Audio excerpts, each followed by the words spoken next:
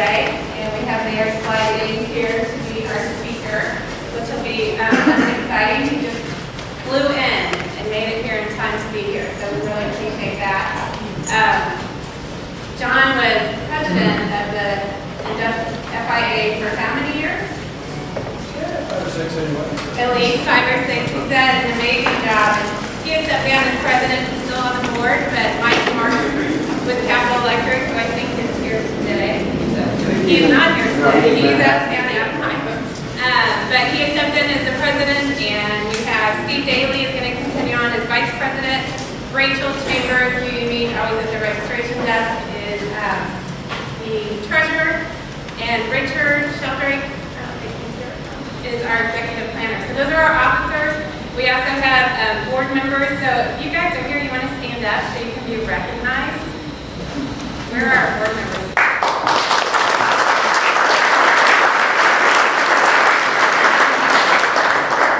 So they do a really great job, and there's another board member who just walked in, Marshall.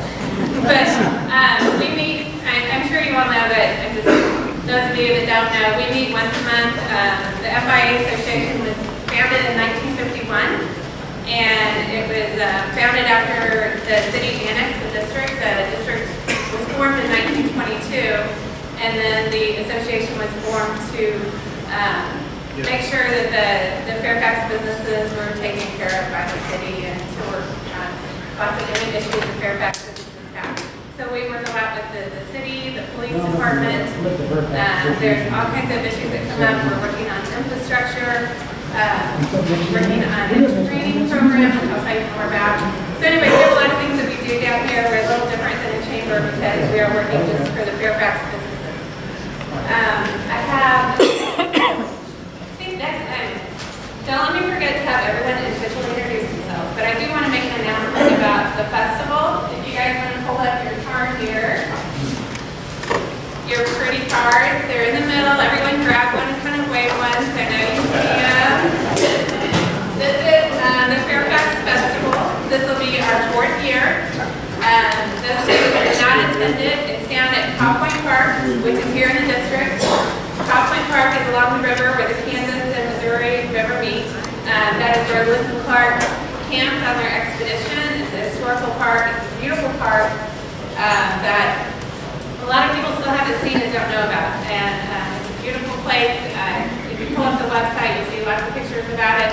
But the festival, we have a beer and wine garden. We have cookout. We have a lawn game competition that we have people form in teams of 2. They represent their business. I think last year we had like 80 people compete.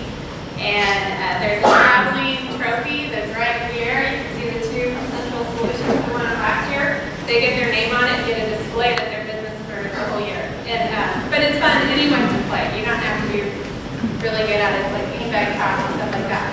Then we also have cookout with hamburgers, kibasas, funnel cakes, a live band. So it's 3:30 to 6:30 on October 4th. So please take this with you, pass this information around to your coworkers, and the rain date will be October 11th. So make sure you have it marked down in your own phone. And then this form right here is the sponsorship form. This is how we're able to put on this event. We already have several sponsors signed up, but you can see here there's a platinum level, limited, gold, silver, bronze, and you also receive so many tickets to the festival. And once you're into the festival, everything is included: the drinks, the food, we have a big raffle too. So we have flat screen TVs and GoPros and things like that. So please sign it up, and if anyone wants to sign up today, we'll happily take your sponsorship today also. Oh, one thing, and I haven't gotten this emailed out yet, but I'm going to send out this afternoon. The Kansas City Kansas Chamber has a legislative committee, and they also have a lobbyist that they have that works for the chamber. And there's issues that come up that directly affect businesses and how we do business. One is about origins tax. I don't know if you guys are familiar, but with like sales tax, and where you collect tax, are you collecting it where the product ends up, or do you collect it here? And there's stuff that's going on if you're selling across the country.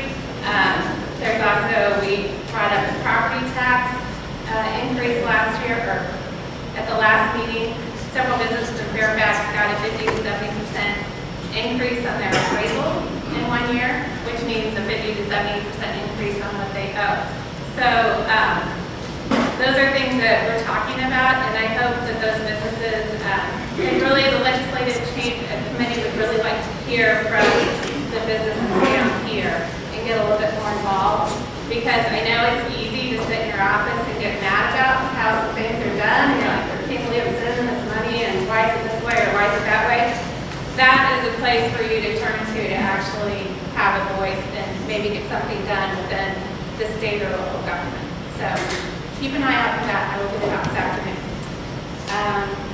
I think that's all of my announcements. So I'm going to remember right now to go around. We're going to have everyone introduce themselves. So just quickly, just say your name and what company you're with. And we're going to start with your team.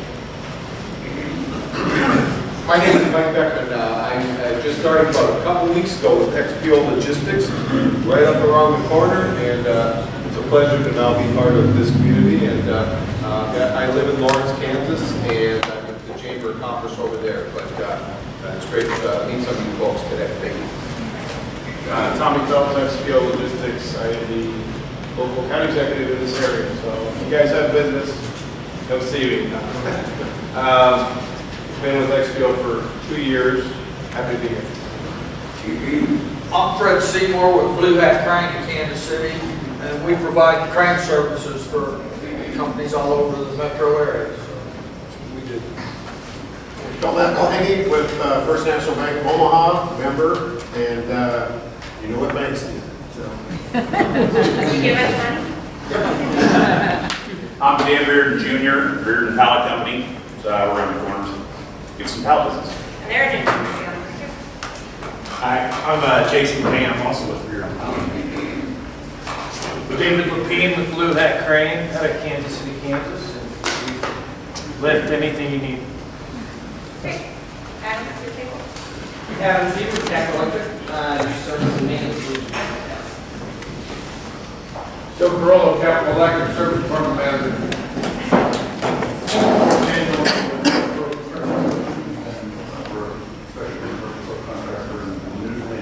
They're brand new to the neighborhood. They moved into the old Orion Fittings building on Fairfax Traffic Way.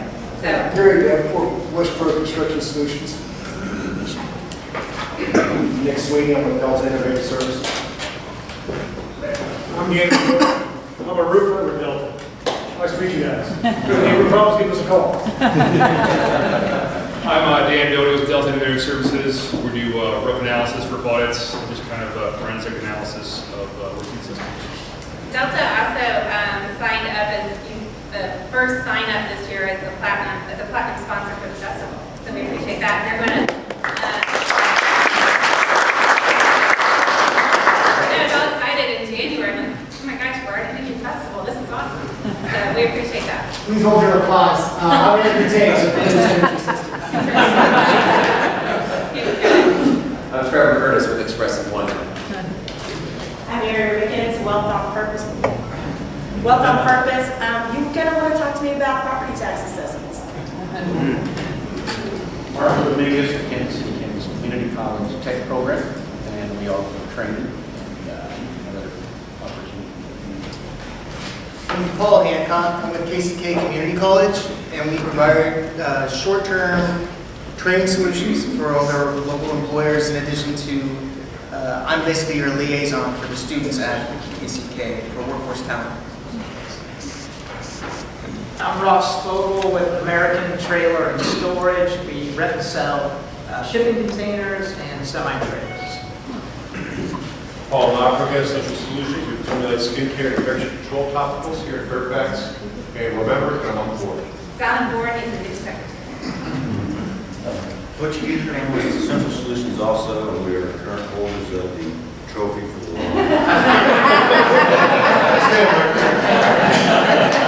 They are famous. They are an all of our marketing material.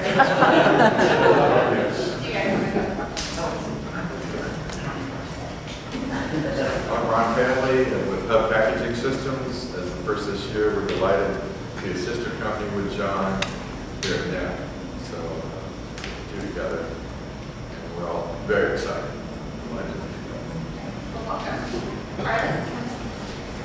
Kios with the Board of Public Utilities and FIA board member. Kathy Steinbeck with the Board of Public Utilities. Rebecca James for Echo Follow. And also, what? A member of the Fairfax Festival. Yeah, we're on the Fairfax Festival Committee. Patrice Townsend with BPU, and we're the reason why it's really nice and cool in here.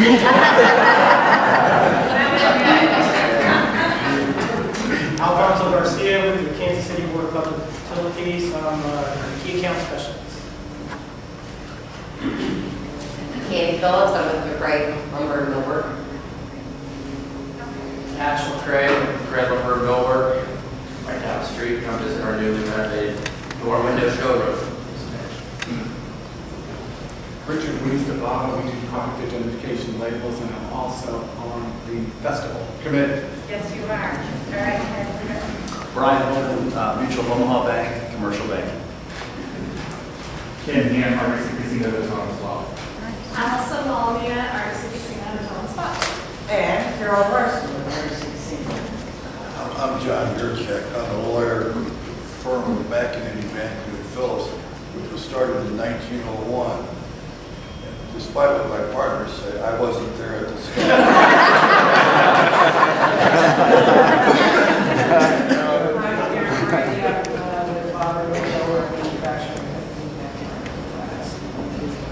And I'm Tara Laws, and I'm the HR manager for Modern Window. Great. Pam? Pam Stone, Kansas Gas Service, and I'm also on the festival committee. Sandra Olivas with Bank of Labor. We've been around since 1924, and I'm really proud of Fairfax. My dad worked at Sunshine and retired after 40 years. So if you've eaten Cheez-Its, my dad made those. I'm Ashton Stevens, also with Bank of Labor. Michelle DeMoss, Roll-On Industries. We're here for all of your LTL, truckload shipments, and warehousing needs. I'm Brenda Mayor, Roll-On Transportation as well, Operations Manager. Oliver Benbrook, Roll-On Logistics, Business Development Manager for all your storage, short-term, long-term, and distribution solutions. Hi, I'm Mary Curtis with Bank of Labor. Good afternoon, I'm Steve Daly with the Fairfax Drainage District, and I'm also the Vice President of the FIA, and the river's behaving itself. I think it's going to behave itself all season long. Hi, Sam Shellhorn with Professional Engineering Consultants, and we specialize in engineering for manufacturing and industrial facilities. Good morning, good afternoon, excuse me. I'm Greg Sweeney with Wells Fargo Bank, Commercial Lending. Marty Quinn, Industrial Lumber. Board member. Joe Vaught, semi-retired commercial real estate broker. I'm on the board and the festival committee and a bunch of other stuff. Dan Keith with American Equipment Company. Mark Nalberga, Central Solutions. Mike Nalberga, Central Solutions. No relation. Three brothers in here? Yeah, three not very well. You guys want to start right there, Caitlin McInerney with the Kansas City, Kansas Chamber of Commerce. Daniel Soa, KCK Chamber. Bill Arnold, Bank of Labor. Matt Doherty, Commerce Bank. Alan Bush with Alpha Omega Geotech here in Kansas City, Kansas, 36-year local firm. We work with anybody who's looking to build something ground up, an addition, and find out if the ground's any good to build on, what kind of foundation system it's going to take. Hello, Kate Kershaw. I'm also with the KCK Chamber, and Melissa, great job on with FIA. Shout out. You're welcome. I'm Nicole Abrahamson. I'm Business Development Director for Belger Cartage Service, which is a WBE crane services company. We also help with heavy equipment and machines in the industrial manufacturing environment, as well as provide warehousing services. Pleasure to be here. Thank you. I'm Steve Hammond, and I'm seeking new opportunities in a manufacturing company. Danica Rome with Wyandotte Economic Development Council. Marshall Harrington, Wyandotte Economic Development Council. Mike House, EW Plumbing. Jimmy Deeds, Aerotech. Hello, Jacob Morris, Aerotech. John Watts, DPU. My name is Carson Andrioli, Commercial Banking with Mutual of Omaha Bank and FIA member. I'm Abby McKinney with ExxonMobil. Judy Stride with ExxonMobil. My name's Craig Gaffney with Country Club Bank. I'm a regional president. I'm also privileged to be the 2018 KCK Chamber Board Chair, but had to follow in Shane Lee's footsteps. Hi, I'm Valerie Messick with Design Mechanical. I'm also on the board. Emily Ballinger, Mutual of Omaha Bank, Treasury. Cecilia Wisniewski, Commercial Lender with Country Club Bank. And Lisa Bray, Metropolitan Community College, and I'm on the festival committee. We have Rachel in the back, who's our treasurer, Rachel Chambers, and Kurgan, and then we have Mary Ann who needs you, who's videoing us. So if you missed something, you can replay this whole luncheon on the website. So with that, I'm going to turn this luncheon over and ask Don Penzer, who, as you know, is next faculty and provost. Come on up.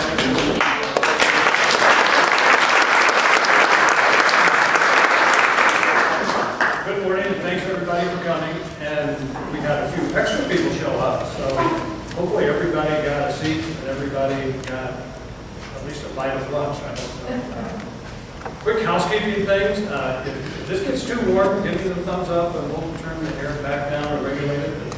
Tried to have the room nice and cool before everybody showed up, and hopefully it'll stay that way. Restrooms out this showroom door down the back wall, just so you know where that is. And once again, thanks for coming. It's kind of an overflow crowd. We're glad to have that. Mayor James is always a good draw, and I'm sure he has crowds who follow him. So we don't think it's that everybody wanted to come here and see a strapping machine or a parking seating machine or whatever, but we hope at least one of you did. So a couple things, just a quick little bit about Neff Packaging. We are in the industrial packaging business, secondary packaging. So if you're making widgets or you're distributing widgets, we can help you put them in the box and seal the box and pass them down the conveyor line, get a label slapped on them, get them on a pallet, get them wrapped or strapped, get them safely on a truck and safely to your customer. So in order to put these events on, we take all of our equipment out of here and we shove it in the aisles in the back and we set these tables and chairs up. So we only leave a couple of small examples that I know a lot of you might be familiar with Neff and what we do. But so it started as a mom and pop operation by the Neff family, and since the early 80s we have been in Fairfax. We went from 1401 Fairfax in the old Levy area, took one little bay for a few years, expanded to a second, later expanded to a third, moved down the street, rented a little more space, and then in 2003 we were fortunate, we found this building. It was affordable for us, and all those other good advantages of Fairfax came into play. We're centrally located on the interstate and all that, and it was just a really good thing. So we're glad to be here, glad to be part of Fairfax. It's an important part of what we do. So thanks for coming. One other thing, we do have some pretty exciting news. An opportunity developed really over the course of last summer, and we finalized it at the start of the year. Ron Padley, who introduced himself as our newest partner, we had a chance to acquire his firm, who is a longtime packaging distributor also in the area. They have a little different niche than we have. We do a few things differently than they do, but effective the first of the year, we acquired Ron's company. He's agreed to stay on and help us make a transition.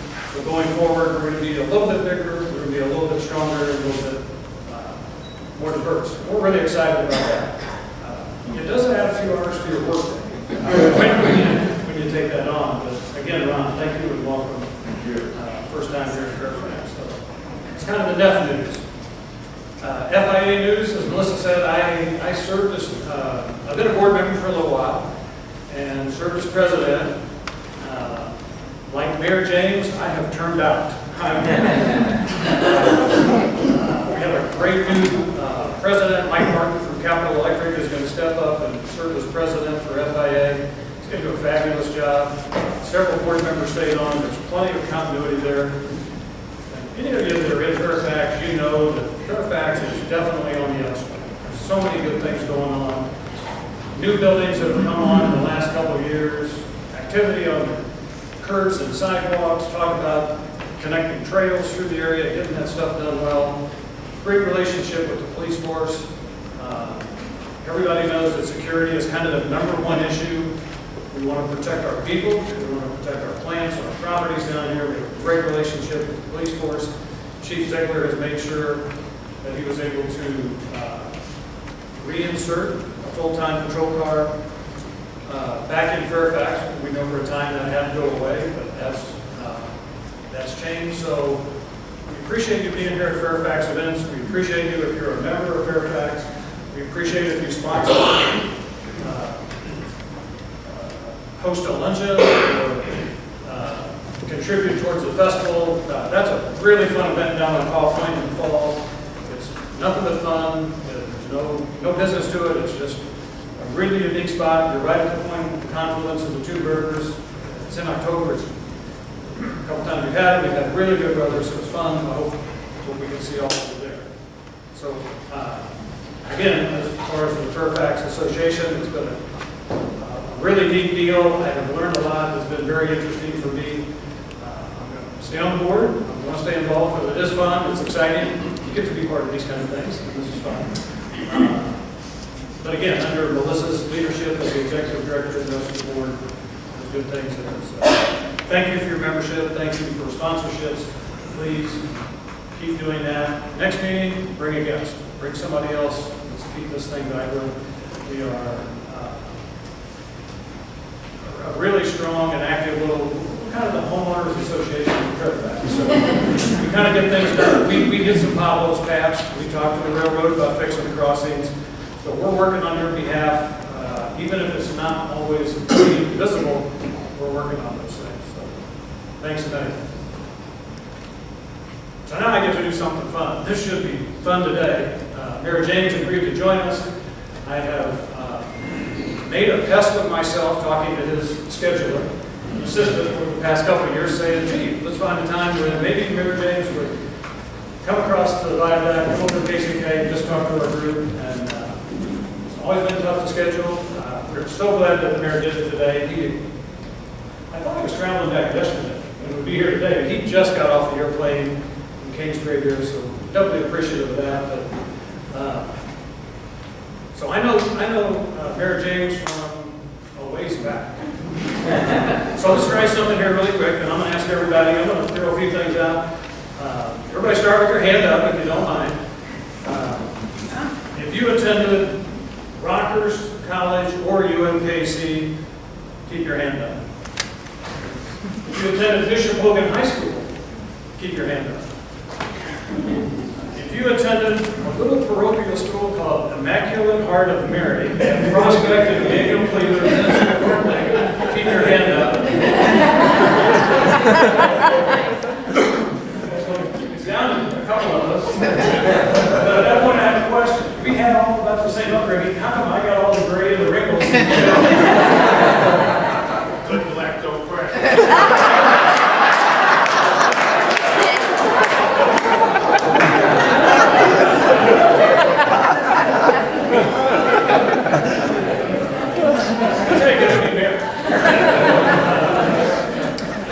That's the brief view of how long I've known Sylvester. Well, at the time it was Sylvester James. Somewhere along the way it became Sly. But I knew him from grade school. I knew him from high school. We played on the same not very good football team in high school. It built some character, but we didn't win a lot of games. And then I ran across Sly. We kind of lost touch after high school. Separately, independently, we both joined the Marine Corps. I had no idea he had done it. He had no way to know I had done it. And I think it's probably in the fall of 1971. I'm at Camp Pendleton. And unexpectedly, I have to leave the base in the middle of the day, which is pretty rare. Everybody's supposed to be in their spots and working.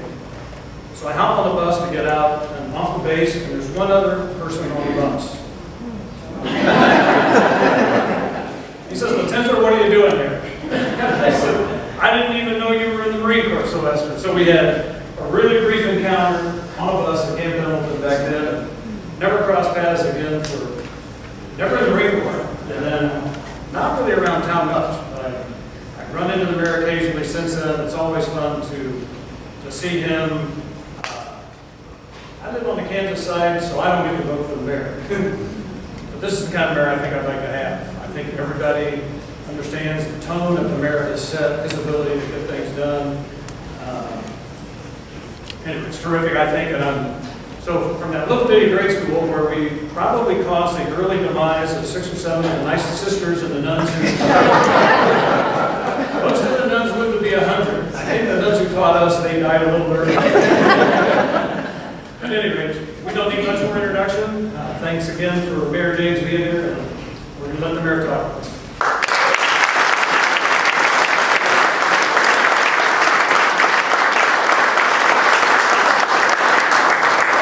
I want to thank John for a really very nice introduction, but, you know, my relationship with the Tinser family goes back to grade school, playing baseball. I remember going out to what we then called Dusseler's Farm. I think it was probably served better as a farm than a baseball field, because it wasn't always the smoothest surface to work on. But then again, I sucked so bad it didn't matter. But thank you for letting me be here. John, it's always good to see you, and it's always good to see you as well. I came back, I just got back from New York. I was there for a little over a day at a Smart Cities conference. And one of the reasons I was there is because Kansas City now has a reputation as being one of the leading and first smart cities in the entire country. We have the largest smart and connected area in the country, 54 blocks of technology, sensors, data collection points, data dissemination points, free and connected Wi-Fi in the country, and we're building on to it. And the reason I bring that up is because it is indicative of the way that I've tried to govern and the way I think government ought to work, to be quite frank. People are, now that I'm in short, in my second term, people have all sorts of suggestions for me as to what they think I should do, some of which are actually physically possible.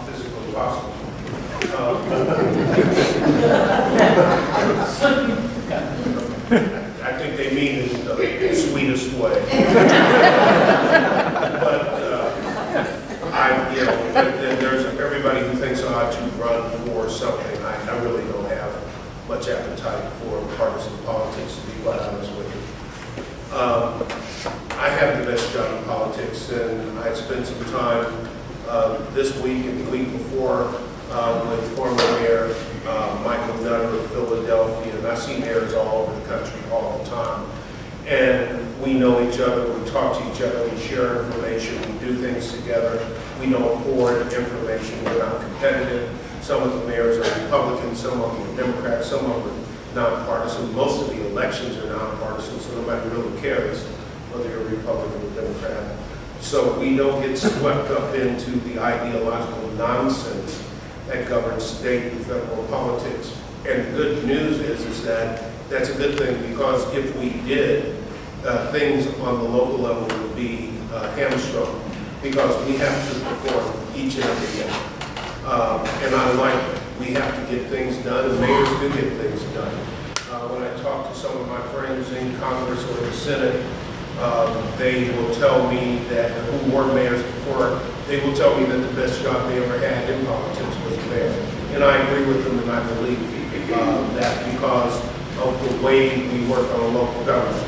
See, I'm standing here with people in my community. And although it may be on the Kansas side, it's still in my community, because right now, cities are not the focal point when you're talking about things economic. Metropolitan statistical areas, MSAs, are what are being judged, and they're part of the same MSA as we are. And so is Johnson County, and so is the entire region that we call the Greater Kansas City region. That's all one MSA, and nobody really cares much about where the lines are drawn. and the money sure as hell doesn't. People who travel across the river, across the line, whatever, both ways, not spending a whole lot of time saying, oh gee, I'm moving to a different area as I drive across. But the other thing about local politics and local government that I like is that we're held accountable. You know, I can't hide. I don't have any apps on my phone that delete messages 5 minutes after, or if I did, I would be in serious trouble because we do have ethics laws and ethics commissions in Kansas City, just as I'm sure you do here. That would be something that would be almost an impeachable offense.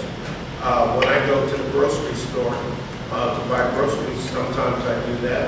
Sometimes it's very interesting. One lady came up to me and said, Mayor, you buy your own groceries? And I said, I eat my own food. I think somebody choose it for me. But then there's always a conversation that takes place in the aisles. This is Officer Julie Thomas, and that's Officer Dennis Coates. And they will tell you, because they're with me more, I see them more than I see my family. And literally, I see them more than I see my family. They pick me up in the morning, they deposit me back at night. And I don't drive. I can't talk into the letting me drive. They will tell you that it is sometimes quite interesting to be out in certain areas of crowds because it takes very long times to maneuver through, which has been like a repellent to my daughter, who does not want to go through all of that, and my wife sometimes, because it's burdensome on them, not so much on me. I get it, I ran for the job, that's part of the gig, but for them, it's not always as pleasant. I actually had a guy sit with me, I walked into a coffee shop years ago, and was just standing in line. This guy comes up and starts talking to me about a sewer problem. And I figured, okay, well, after I get the coffee and go sit down, this will be over. And he just keeps talking, and get the coffee, and go sit down. My wife is there, my daughter's there, my daughter-in-law's there, my new grandchild is there. It's a Sunday morning. He pulls up a chair. My wife looked at him and me like somebody was going to die. I didn't think she could reach him, so it looked like I was going to be first on the list. But he just kept talking. And finally I said, okay, did you make a claim? No. Well, why didn't you make a claim? Well, I didn't think it was going to do any good. So you're sitting here telling me about it. When did this happen? 5 years ago. I said, seriously? Seriously, 5 years? You're still bitter about this, and you decided, I wasn't even in office 5 years ago. I didn't talk about the mayor that was in there. But that's good news, because I talk to the people that have issues every single day. I don't know, when was the last time your state, perhaps your federal member of Congress was here, your senator was here talking to you. But I would dare say that your local people talk to you a heck of a lot more, and that's who you call when you need something done. So we like that, and that's a good thing because it does hold us accountable. It keeps us from going too far off the path. So I was telling you, I was at the Smart Cities thing, and we like to work on the Smart Cities issues because it really is about facts and data. And facts and data will allow us to make decisions that make sense, to hopefully build in efficiencies that will allow us to do more with less, because one thing I can tell you on the local level, just about, I know in this city and probably in this entire state, certainly in Kansas City, with Missouri and St. Louis, we are getting less and less help from the federal government and less help from the state government, but we're expected to do more and more on the local side, and the costs of that doing more and more continue to go up. Cost of labor doesn't go down, the cost of goods doesn't go down, but we have to continue to do more. So we have at least adopted an attitude that we're not waiting for the state government. They're not going to ride in and save us. We're not waiting for the federal government. They're obviously too confused and troubled by other things right now to pay attention to what they should be paying attention to. If we want the city that we want, we have to make it ourselves. And we set out about doing that. That's why we passed an $800 million general obligation bond issue to deal with basic infrastructure. when some people would say, well, why don't you wait and see what the Trump administration is going to do? I said, I can pretty much tell you they ain't going to be doing that. And even if they were going to do something in terms of infrastructure, it's not going to fix the street in front of your house. It's federal. Okay, it's going to go for federal stuff, highways and things like that where they own. Unlike the state of Missouri that happens to own the Buck O'Neill Bridge, they don't have enough money to rebuild it. So we have to come up with half of the money on the city level to build a new Buck O'Neill Bridge. And yet we're talking about cutting every tax and doing all this stuff. You know, I don't have a problem with cutting taxes to make business more palatable, but there's a point at which you have to say that's just plain old stupid. If you do not have enough money to pay your bills, why would you cut your income? That doesn't make sense. But that's the way it's working because that is the ideological part of politics that I would just as soon stay away from. You don't care about what's happening on the tax level in the state if you drive over a road, break your axle on your car and have to pay $1,000 to get it fixed. That's on us. So if we want to take care of those issues, that's on us.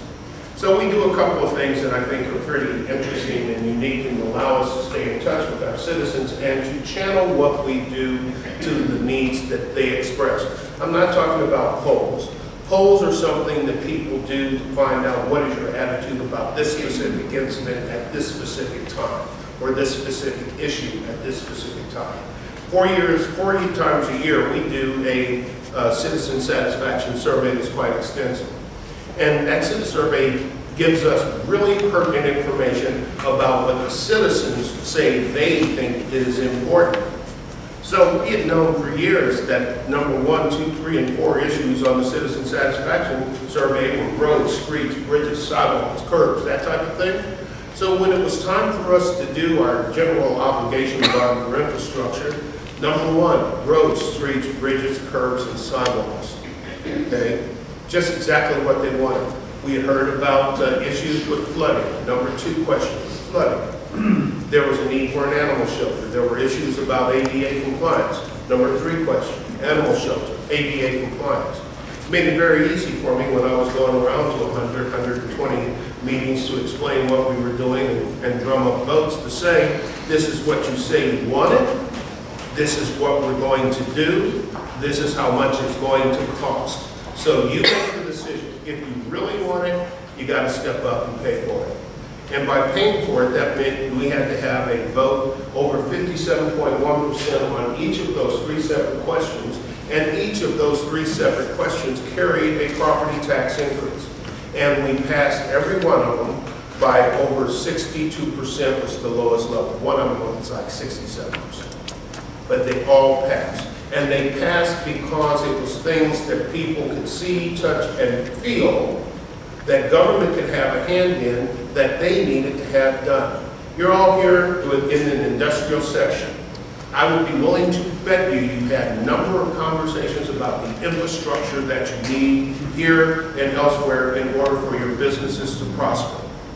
And I would also be willing to bet you that you haven't seen any money coming from the federal government to get that done. Those things are done on the local level. My watch is buzzing, and I said it at 12:30 because I wanted to make sure that I didn't stand up here and go yakety yakety, and that I would answer questions that you may have, because really, that's what I prefer to do. So I told you a little bit about a basic philosophy, but I do want to tell you that the citizen satisfaction survey mixed with the data that we get gives us a heck of a leg up when we do our KC stat meetings, which are combinations of various city departments that we bring together to address basic clusters of issues that are part of our city council committee structure. For example, neighborhoods and public safety. Instead of just bringing the police department in or somebody else, we bring in the police department, the health department, animal control, trash collection, neighborhood people, ambulance, fire, all the things that go into creating a safe neighborhood. And by doing that, we get our departments out of their silos and working across sectors and collaborating so that we, A, are more efficient, and B, we look at all of the possible issues that could go into solving a problem from all the possible angles so that we don't have to go out and change and come back and adjust. We do it all at the same time. We track the progress statistically, we set goals, and if the goals are hit too easily, we raise the goal. If the goal isn't being hit, we find out why. And then we decide whether or not it requires a different approach or a different allocation of resources or what have you. That's the way government should work in my mind. Because it takes all of the subjectivity, all of the ideology out of it, because at the end of the day, the one thing that government is supposed to do is to be responsive to the needs of the people it serves. I'm not here to tell you how to go to church. I'm not here to tell you what you ought to think about abortion. That's up to you. I would have a whole heck of a lot to say about guns when I start finding people laying dead on the street. And there's one thing that will wake you up to the issue of gun violence. Show up with me a few times and go out to some early morning, midnight, 1 o'clock, 2 o'clock murder scenes. That'll give you a different perspective if you do it a few times. Look at the kids that go to school after their father or their mother have been shot, and their teachers are trying to figure out what's wrong with this kid. And he keeps saying, my father's asleep. How long has he been asleep? For a while now. Kids, the father's dead. Nobody's paying attention to the trauma this kid has suffered. Those are the things that I spend time with. But I spend time trying to make sure that the city that I have been honored to serve as the governor,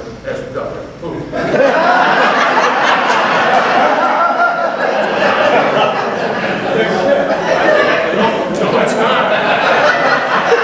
It's a step that's off a bridge. That ain't happening. Those are the things that I'm worried about. Those are the things we try to do. So let me do questions. Anybody? Sir. Mayor, I don't have a question. I just want to thank you on behalf of our chamber board for you and Mayor Albee coming together. You know, the theme of our chamber annual meeting was Why One Metro, and we're stronger as a metropolitan community when we work together. So we appreciate you being there. And the only other thing I'd say is thanks for your service to the community. Oh, my pleasure.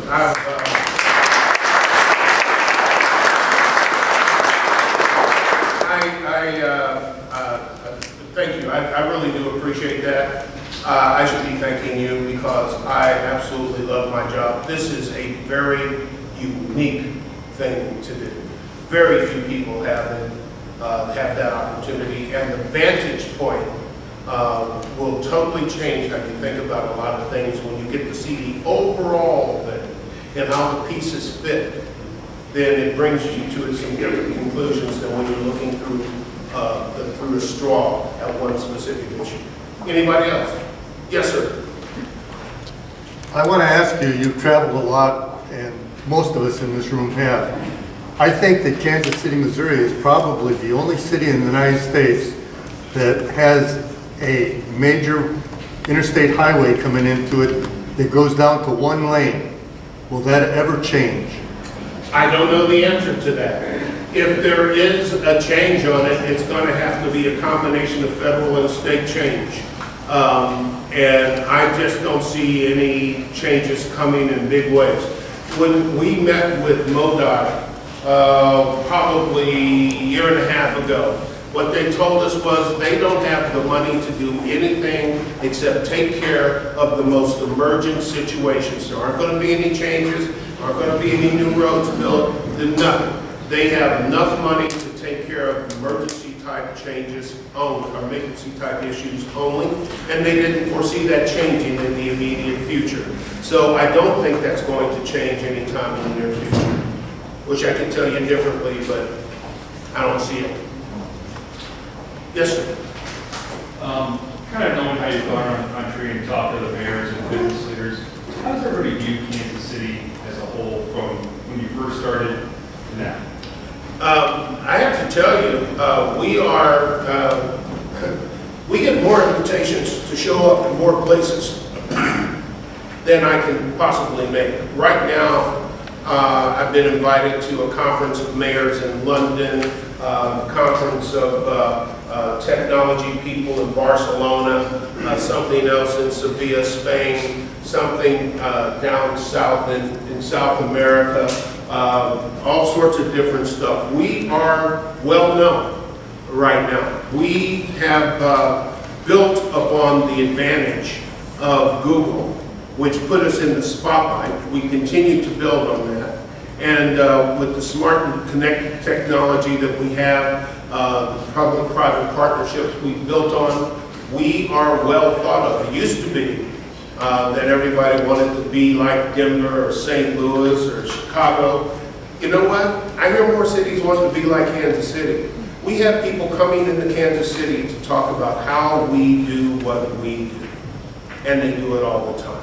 I would tell you that we probably have the best profile that we've had in quite some time on both the national and an international stage.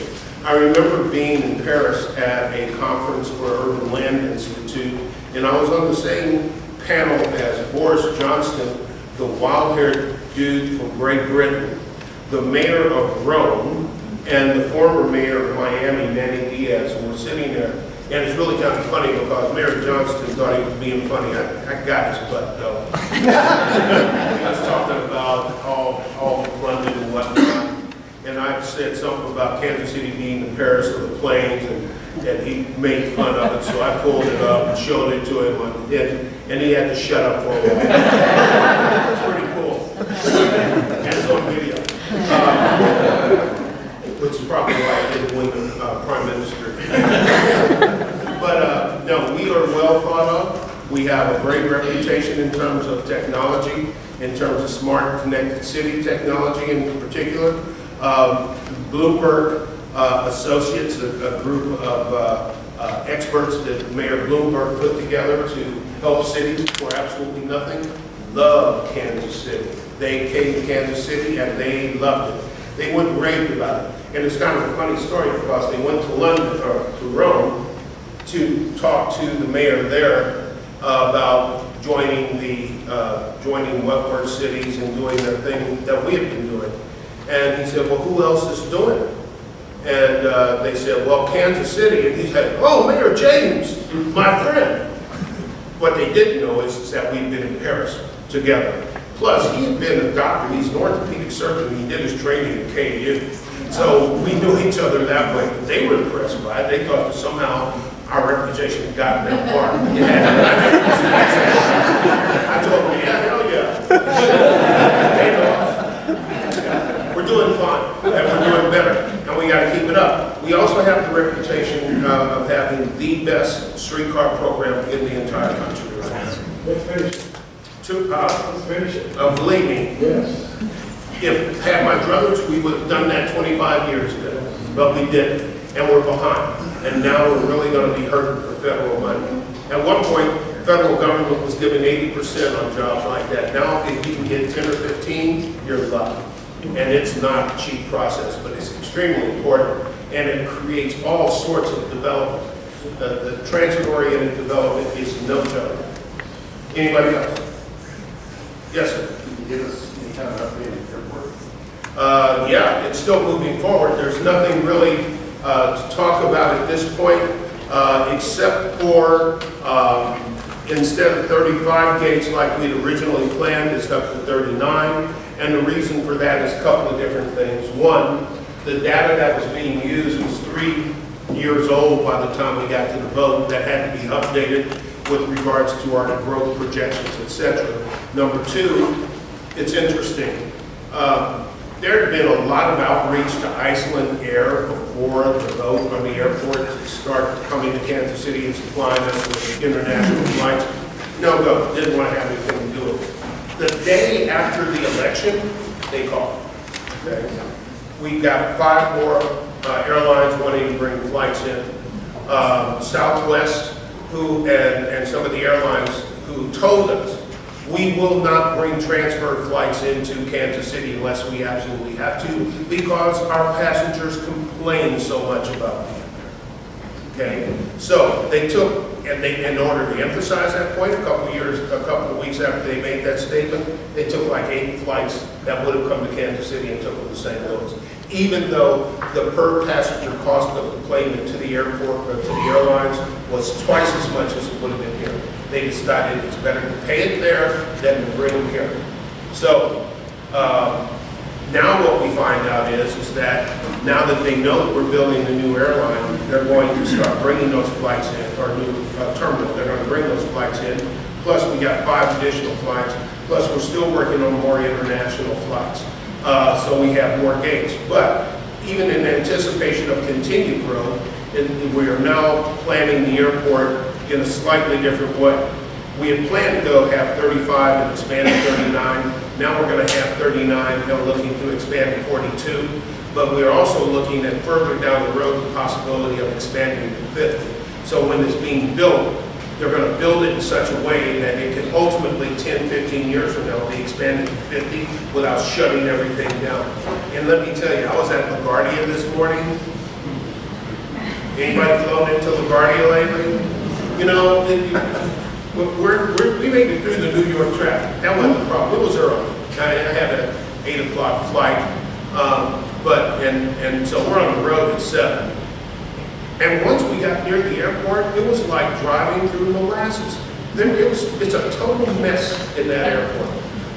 We aren't going to be like that. So here's the next hurdle. We still have a labor issue. Labor has, up to this point, wanted 100% union. We have wanted at 35% combined MBE, WBE. There is no way, in my mind, and based on the information that I have and the data that we have, that we can do 100% union and 35% MBE, WBE. Okay? So there's been this push and pull on that. And I've made it very clear. If there's something that has to go, it's going to be the 100%. I ain't giving them the 35% MBE. Sorry about that. We're not going to have the biggest project in the history of this city that have the women and the minorities sitting on the sidelines again. Ain't going to happen. There's a way to do it, and everybody gets fed. And I like to tell them, pigs get fed, hogs get slaughtered. Don't be a hog. Okay? So we've had a concession by labor. Thank you very much, those guys that did that. We're going to have to expand that concession in order to get it done. And that'll happen. That's not going to be a problem. Second thing that has to happen is we have to get the development agreement done. The development agreement will be done when the financials are in place.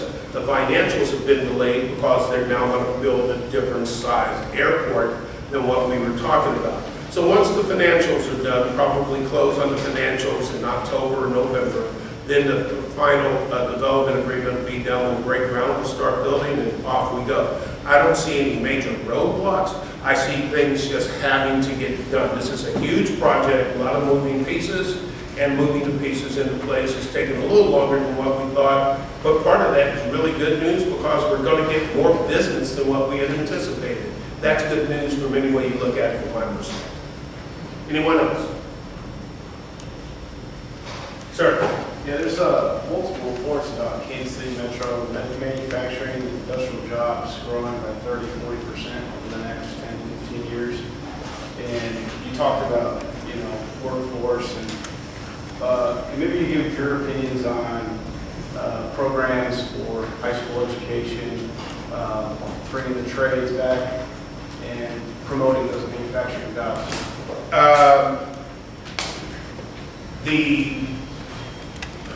I think it's going to be difficult to meet workforce requirements for that kind of growth under the current circumstances. Okay? We have gotten into this attitude in this country that I think is erroneous, where everything is STEM, STEM, STEM. And I'm fine with STEM. I love STEM. But the bottom line is that it's gotten to the point where you're talking to kids anymore, and if they're not going to college on some sort of a STEM thing, they almost feel like second-class citizens. And that, to me, is ridiculous. First of all, instead of STEM, I like STEAM. Add art into it. There's no reason why we should just abandon people who have different talents. The other thing, remember we used to have VOTEC? Used to have shop in school. Used to have civics. They even taught a little bit of history, a little bit. Real history. Well, not really.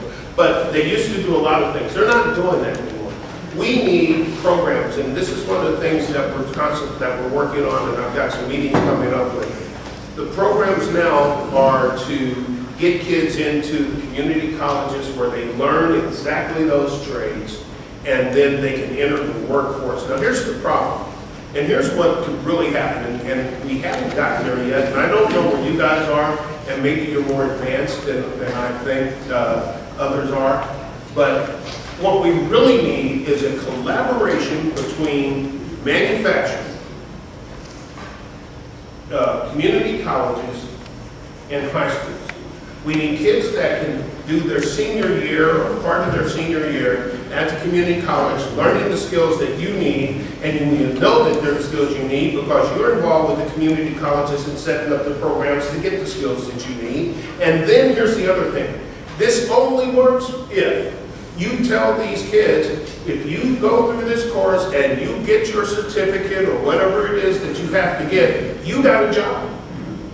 If they know that they're working towards a job, they will participate at a much higher rate and you'll get more employees that way.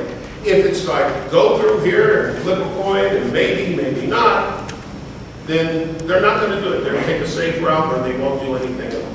So I think that's the type of coalition and collaboration that's absolutely essential. Now, I know that when Antonio Villaraigosa was the mayor out in LA, he put together a program like that with car manufacturers and did something like that with automobile mechanics, and it worked like a dream. We need to do the same thing here, but it takes everybody being willing to commit their talent and expertise. You guys have the expertise, you know exactly what you need. You also have some money, you have to help subsidize this. It takes the high schools to be willing to say, okay, we're not going to just teach to the test. We're actually going to do something that makes sense.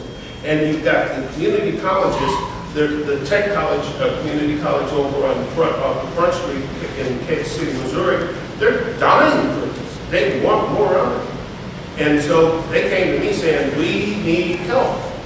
So I think there's a possibility for growth, but growth is only going to move as fast as you can have people who do the work. We've got kids out there aren't going to go to college, but might want to be doing this type of thing. And frankly, you can make a pretty darn good living doing what you're doing, and it's a good, honorable living. You can support a family on it, but it's not being pushed. Right now, it's you need to go to college and become a scientist. Nonsense. Not everybody's going to do that. Not everybody wants to. Mayor? Oh, sorry, yeah. I'll be shot if I don't explain. Well, first of all, I don't want any of that. Not my boss. I don't care who it is. But Kansas City, Kansas Community College, just across the way here, they have the tech program. 19 programs going. Good for you. Myself and Paul Hancock here, we kind of run it as far as are you getting out working with the industry here, working with manufacturers, met a lot of folks here, and we're getting juniors and seniors in now. From high school? From high school. And as early as fourth grade to get them toured, see what we have here, get them interested, and we are bringing our own up to get into the industry, and that way the manufacturing fields to choose when they're seniors and they graduate, many will now go into work. And see, you've already gotten to where I want others to get to. So maybe you're in a much better position to talk to them about how to do that than I am. That's not what I do, but it's something I've seen done and something I know needs to be done. So maybe if you have a card, leave it with me, and maybe I'll have some people contact you, and you guys can talk, and maybe they'll learn something from you that they can put to use. Because frankly, the key to this economy, and you know, we're at the lowest ebb of unemployment, except when you get to the minority community and to some extent women. Everybody else is fully employed, but you know, we got a lot of kids sitting on the sidelines. And that's talent going to waste, and we can't afford to waste talent. When we waste talent, they usually wind up doing something they shouldn't be doing. And we could put them to better use than that. I think it's probably time for me to shut up.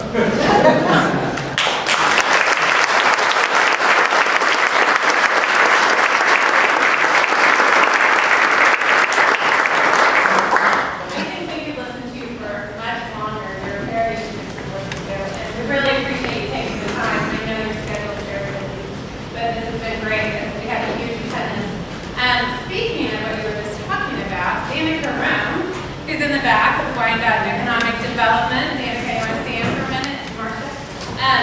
Danica is going to be one of our speakers at our next luncheon. And we just sent out our first email, but Danica with Wyandotte Economic Development, myself with FIA, Keely Schneider with Workforce Partnership, and Dale Gines, who's with Econ Avenue, which is a program through the Federal Reserve Bank. We are meeting and talking about creating a workforce training, we haven't come up with it yet, but it's going to be a Fairfax workforce training program. So we put a proposal together, and we're going to be meeting with the businesses to talk about this, but there's lots of resources and money if we connect the right groups together to find underemployed people that have good work ethic and get them into a lot of these great paying skilled jobs in Fairfax. And it's just going to take a lot of us working together, but through these different programs, this could be free to your business. It's like someone finding employees for you, putting them through a training program. At some point, we'd like to have that be a certified program that they graduate from. And it's like recognize, oh, you've gone through this training program, and we can custom develop it for the different businesses down here and what they need for their training. So this is really exciting. I think it's great to get people put together. It's also connecting to those high school kids. There's a lot of, anymore, it's kind of changing. It's not you have to go to college to get a good paying job. There's so many skilled jobs out there that a lot of kids could decide what they want to get into and avoid some of those costs and get into a good training job. And we're going to, once we move along with this, we want to get the Kansas City, Kansas Community College involved with this program, as well as Metropolitan Community College and Johnson County Community Colleges, which are all part of the Fairfax membership. So keep an eye out for that. That's what we're going to be talking about at the June luncheon. I don't know where it's going to be at yet, but I'll let you know. EJ's Urban Eatery is a new restaurant down in the bottoms, and they're excellent, and they're going to provide all the food for the luncheon. So keep an eye out for that. Now we're going to do the door prize and adjourn. Did everybody get their card in? If you want to get a drawing? Oh, you have to.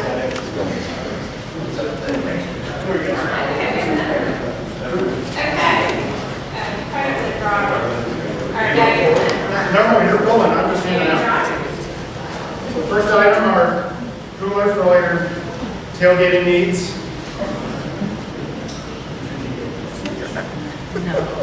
Sandra Olivas.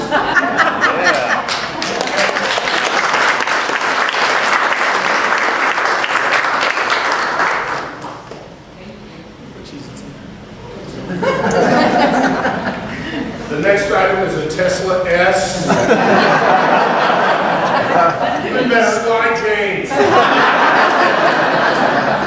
Even better, Royals tickets for next week. Even better. Daniel Silva.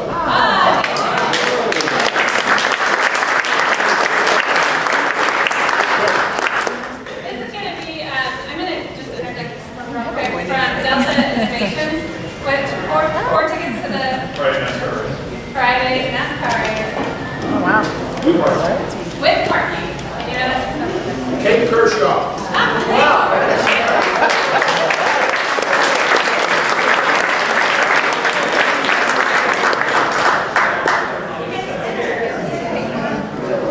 Last one, a couple more Royals tickets and a parking pass. Carol Larson.